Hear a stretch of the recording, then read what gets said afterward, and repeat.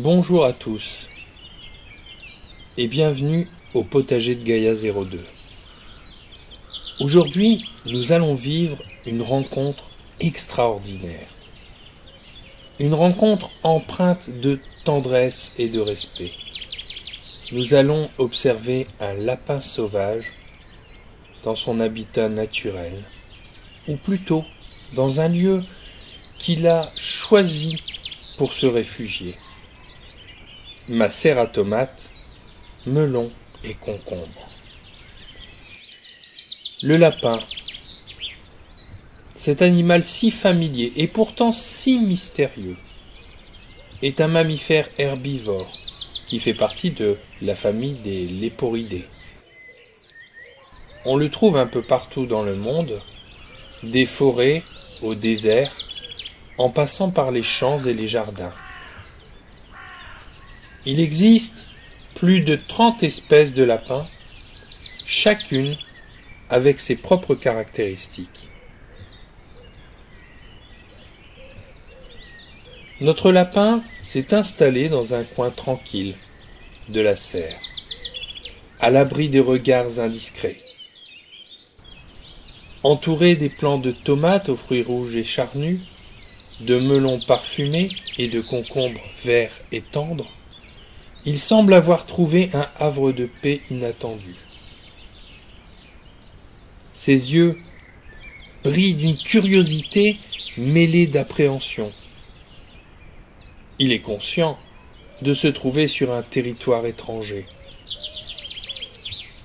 Mais l'odeur des légumes et la chaleur de la serre le rassurent. Avec ses puissantes pattes arrière, il commence à creuser le sol, meuble, projetant la terre de tous côtés. Ses muscles se contractent et se détendent rythmiquement, ses oreilles dressées captant le moindre bruit. Il s'affaire, concentré sur sa tâche, déterminé à construire un terrier douillet pour la nuit. Chaque pelletée de terre est un geste d'amour, un acte de protection pour son corps fragile. Une fois le trou creusé, à la profondeur souhaitée, le lapin s'y installe confortablement. Il tasse la terre autour de lui avec ses pattes avant, créant une sorte de nid douillet. Ses mouvements sont précis et délicats, comme s'il sculptait une œuvre d'art. Chaque geste est empreint de tendresse, de respect pour ce lieu qu'il accueille pour la nuit.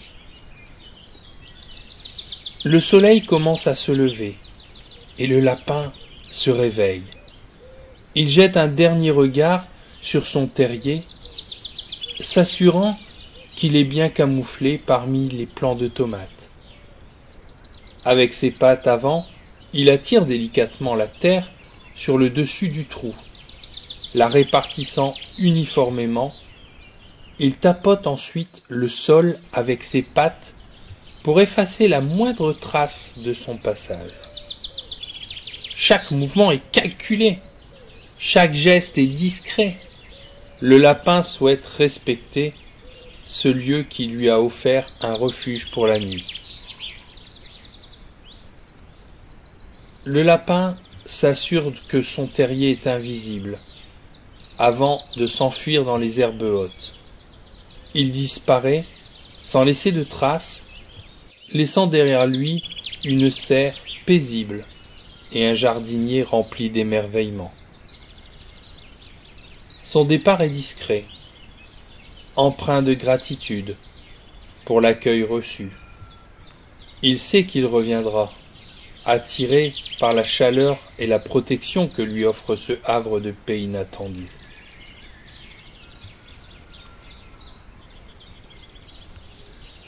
Partout dans le monde, les lapins font partie intégrante de la faune sauvage et des écosystèmes. On en dénombre plus de 30 espèces différentes, réparties sur tous les continents, à l'exception de l'Antarctique. En France, les populations de lapins sauvages sont estimées à plus de 3 millions d'individus, ce qui en fait l'un des pays européens les plus peuplés en lapins. Ce que j'ai pu remarquer en retournant dans ma serre, mes chers amis du potager de Gaïa 02, c'est que ce petit lapin qui, avec minutie, travaillait le sol et au matin rebouchait son terrier, eh bien en fait, il ne faisait que reboucher la surface. Et il était en train de creuser une galerie. Eh oui. Alors, comme je devais remettre un système d'arrosage pour mettre mes engrais tous les semaines, voire tous les 15 jours, entre chaque pied de tomate, et il avait creusé entre 2 pieds de tomate où il n'y avait pas de bouteille, eh bien, j'ai retravaillé la terre à ce niveau-là, j'ai rebouché la galerie, et de ce fait-là, je ne pense pas qu'il ira recreuser à cet endroit-là. Petit coquin. Les lapins sauvages sont une partie importante de l'écosystème et jouent un rôle vital dans la chaîne alimentaire. Ils sont la proie de divers animaux, notamment les renards, les hiboux, les buses. Ils contribuent également à contrôler les populations des plantes qu'ils consomment. Les lapins sauvages peuvent être une nuisance pour les jardiniers, car ils peuvent endommager les cultures et l'aménagement paysager. Cependant, il existe un certain nombre de mesures que vous pouvez prendre pour protéger votre propriété des lapins sauvages, comme clôturer votre jardin et utiliser des répulsifs contre les lapins. J'espère que ces informations vous seront utiles. N'hésitez pas à me poser d'autres questions. Notre planète est un joyau précieux, un havre de vie où chaque élément joue sa partition dans une symphonie extraordinaire. Des forêts verdoyantes aux montagnes majestueuses, des océans profonds aux déserts arides, la nature déploie une diversité et une richesse qui ne cessent de nous émerveiller. Cependant, cette beauté fragile est menacée par nos actions. La pollution, la déforestation, la surexploitation des ressources naturelles. Nous avons tendance à oublier que nous faisons partie de cette nature et non pas ses maîtres. Il est temps de changer d'approche et d'adopter une attitude de respect et d'humilité face à ce qui nous entoure. Observer la nature sans la déranger est une manière essentielle de se sensibiliser à sa beauté et à sa fragilité.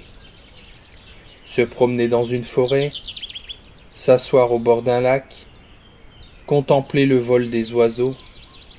Ces moments de contemplation nous permettent de nous reconnecter à la nature, de ressentir sa présence et de comprendre son importance. En observant, nous apprenons à reconnaître les différentes espèces végétales et animales, à comprendre leurs interactions et les rôles qu'elles jouent dans l'écosystème. Nous découvrons les cycles de la vie, la naissance, la croissance et la mort, qui rythment la nature dans une danse infinie. En observant, nous devenons conscients de la fragilité de ces équilibres subtils. Un papillon dont les ailes sont brisées, une fleur piétinée, un arbre abattu. Chaque atteinte à la nature est une blessure portée à l'ensemble de la vie. En observant, nous trouvons l'inspiration et la créativité. La nature est une source inépuisable de beauté et d'émerveillement qui nourrit notre imagination et nous invite à créer. Artistes, écrivains, musiciens, ils sont nombreux à puiser leur inspiration dans la contemplation du monde naturel. Alors, prenons le temps d'observer la nature. Sortons de nos maisons, explorons les espaces sauvages et préservés. Ouvrons grand nos yeux et nos cœurs en nous connectant à la nature avec respect et humilité. Nous apprendrons à mieux la comprendre, à la protéger et à vivre en harmonie avec elle. N'oublions jamais que nous sommes les gardiens de cette planète bleue. Respectons la nature, observons-la avec attention et transmettons ce message aux générations futures. Car c'est de notre respect et de notre compréhension que dépendra l'avenir de la vie sur Terre.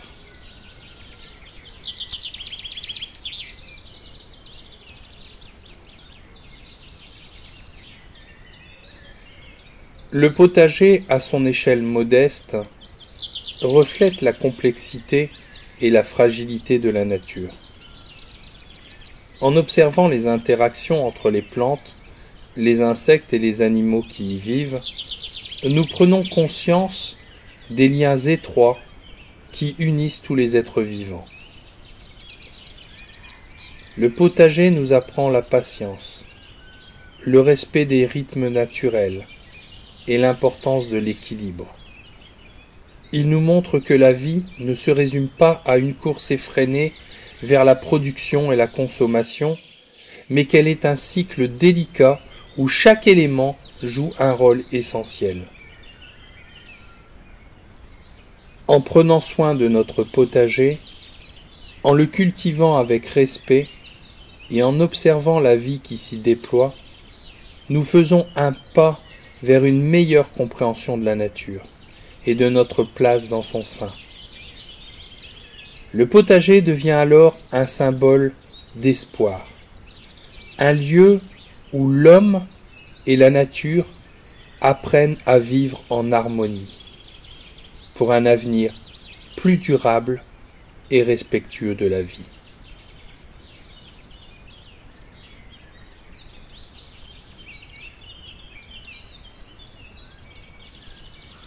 Dans l'univers fascinant du jardinage, il est facile de se laisser submerger par l'immensité des connaissances et des techniques disponibles. Face à cette abondance d'informations, il est tentant de se positionner comme un expert détenant la vérité absolue, capable de dicter les bonnes pratiques et de juger les approches des autres. Cependant, je suis convaincu que cette posture d'autorité est non seulement erronée, mais également contre-productive. En effet, le jardinage, comme toute discipline vivante et évolutive, ne se résume pas à un ensemble de règles figées. Il est avant tout une aventure d'apprentissage continu, une exploration perpétuelle des mystères de la nature et des interactions complexes qui animent le monde végétal. C'est pourquoi je me refuse à me présenter comme un jardinier tout-puissant. Loin de détenir la science infuse, je me considère plutôt comme un apprenti perpétuel, un explorateur passionné qui ne cesse jamais de s'émerveiller devant la richesse et la diversité du monde naturel. Mon approche du jardinage repose sur l'observation attentive et patiente des plantes, des insectes, des animaux et des interactions subtiles qui les lient entre eux. Je ne cesse jamais de poser des questions, de me remettre en question et de chercher à approfondir mes connaissances. Cette humilité intellectuelle me permet d'accueillir avec ouverture d'esprit les critiques constructives et les partages d'expériences d'autres jardiniers. Chaque individu, qu'il soit novice ou expérimenté, possède un savoir précieux issu de ses observations et de ses pratiques. C'est en croisant ces regards et en partageant nos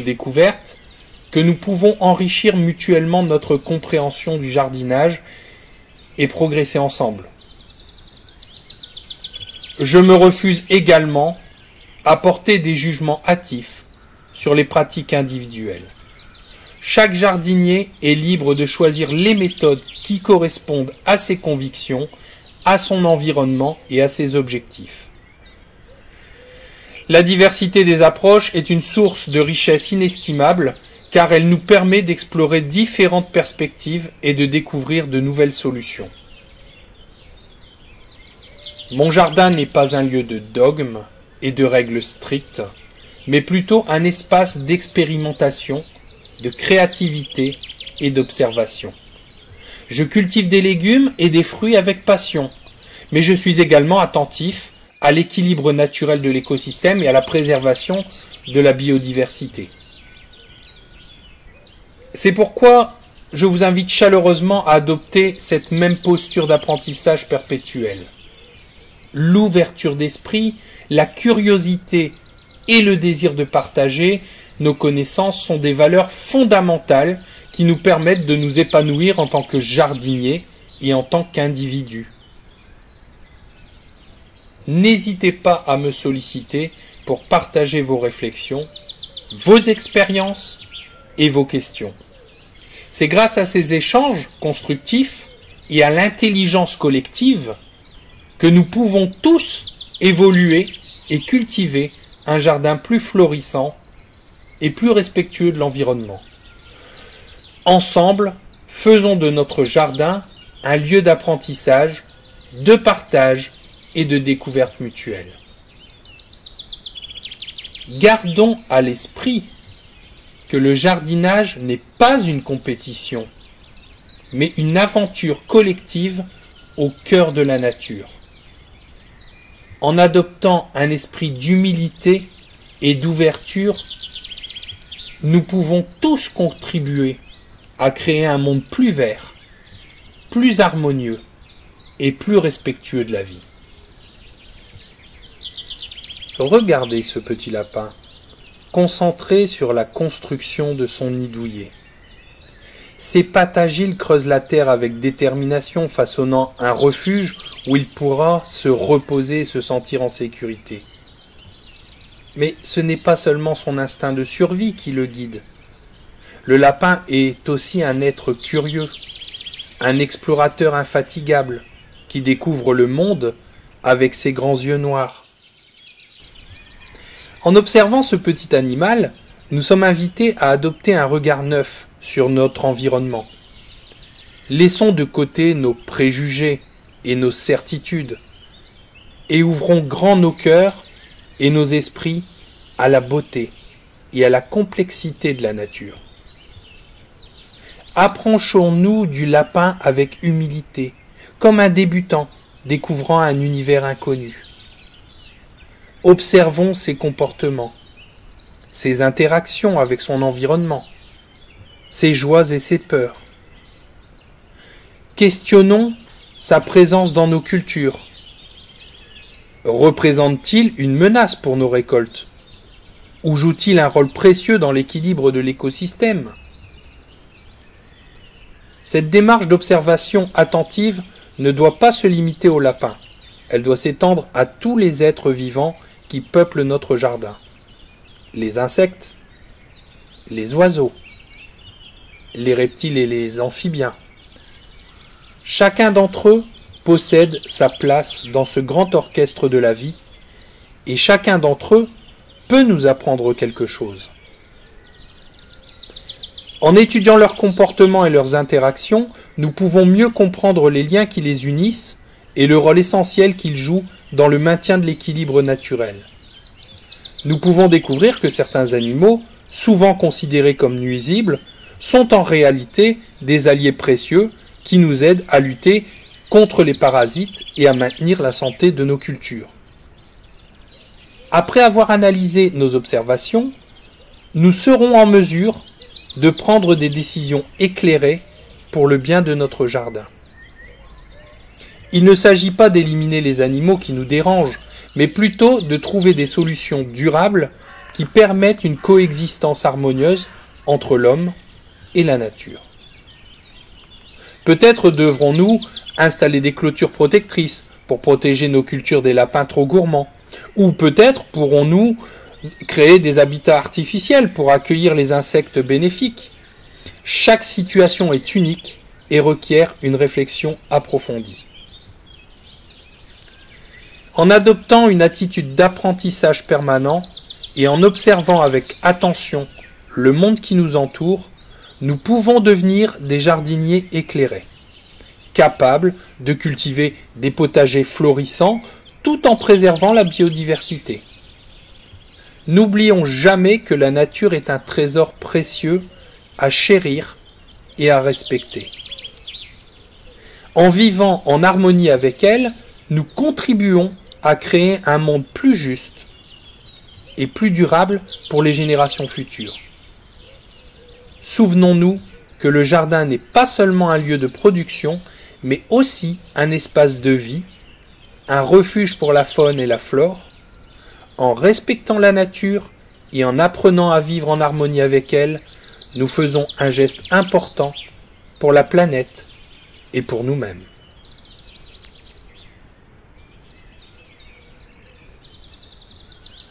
J'espère que vous avez apprécié cette observation d'un lapin sauvage dans son habitat naturel. N'oubliez pas que la nature est fragile et qu'il est important de la respecter. Prochainement, je vous inviterai à découvrir d'autres merveilles du potager de Gaïa 02.